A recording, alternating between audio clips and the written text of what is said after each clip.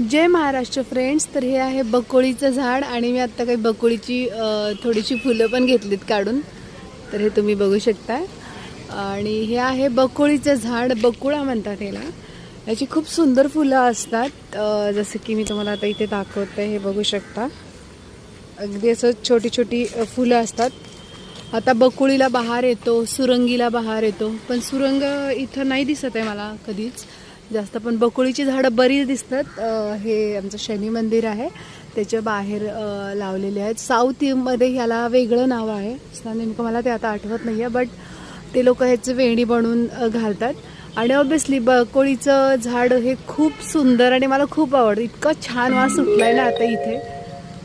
तर आता हे तुम्ही बघू शकता, ही आहेत बकुळीची फुलं. मी आता थोडीशी तोडलेत. पूर्वी आजी पणजी ज्या होत्या आपल्या, त्यांच्याकडे ना परफ्यूम नसायचे. आता जसं आपल्याकडे परफ्यूम आहेत, म्हणजे आपण साड्यांवरती कपड्यांवरती मारतो, पण पूर्वी आजी सांगायची की त्यांच्याकडे परफ्यूम नसायचे.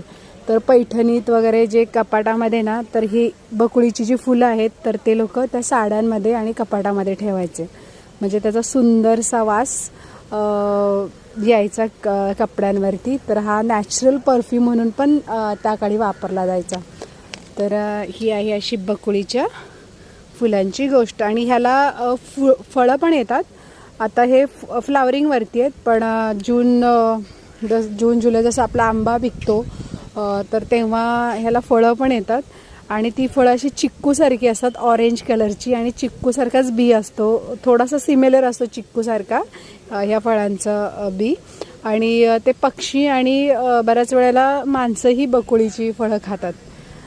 तर ही आहे बकुळा झाडाची एक छोटीशी माहिती. आणि मला सांगा की तुम्हाला अजून बकुळाविषयी काही माहिती आहे का?